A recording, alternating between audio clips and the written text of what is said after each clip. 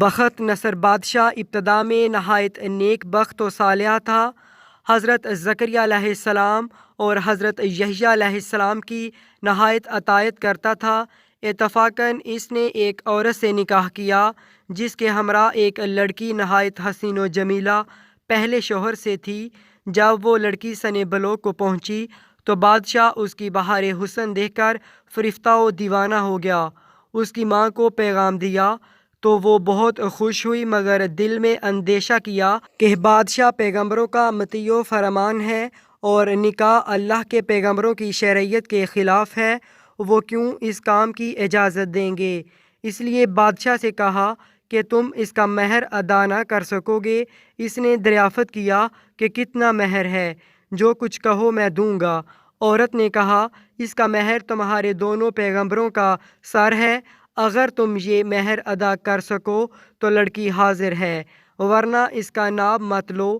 بادشاہ نے کہا کہ یہ پیغمبر ہمارے دشمن نہیں بلکہ ہمارے خیر خواہ اور دعا گو ہیں، ان کو بے جرم و گناہ قتل کرنا ظلم عظیم ہے۔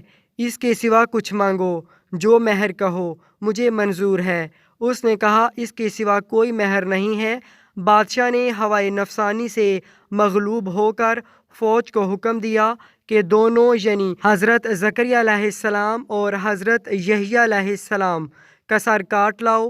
حکم کے مطابق سپاہیوں نے جا کر اول حضرت یحییٰ علیہ السلام کو بیت المقدس میں قتل کیا اور حضرت زکریہ یہ حال دیکھ کر جنگل کی طرف بھاگ نکلے۔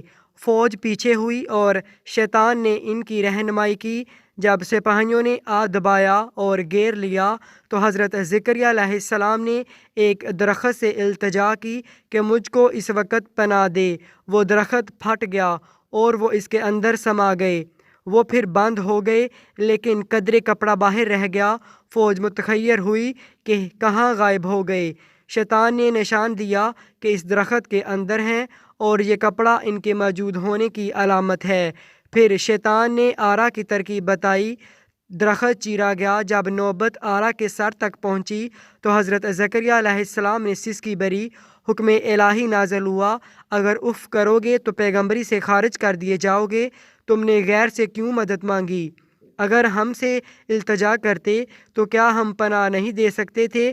اب اس کا مزہ چکھو اور چپ چاپ سر پر آرا چلنے دو۔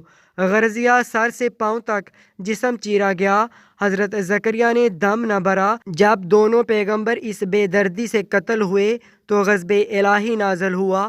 دن تاریک ہو گیا اور ایک بادشاہ خونخوار فوج لے کر چڑھا اور اس شہر کے باشندوں کو گرفتار کر لیا۔ حضرت یحییٰ علیہ السلام کا خون بند نہ ہوتا تھا۔ جب قبر میں رکھتے تھے تو قبر خون سے لبریز ہو جاتی تھی۔ بادشاہ کے لشکر نے قسم کھائی کہ جب تک خون بند نہ ہوگا ہم قتل سے باز نہ رہیں گے۔ ہزارہا آدمی تہ و تیگ کر دیے لیکن خون بند نہ ہوا۔ اس وقت ایک شخص حضرت یحییٰ علیہ السلام کی لاش پر آیا اور کہا کہ تم پیغمبر ہو یا ظالم؟ ایک خون کے بدلے میں 1000 آدمی قتل ہو چکے، اب کیا سارے جہاں کو قتل کراؤ گے؟ اتنا کہنا تھا کہ خون بند ہو گیا۔ جامع دمشق میں حضرت یحییٰ علیہ السلام کی قبر مبارک ہے۔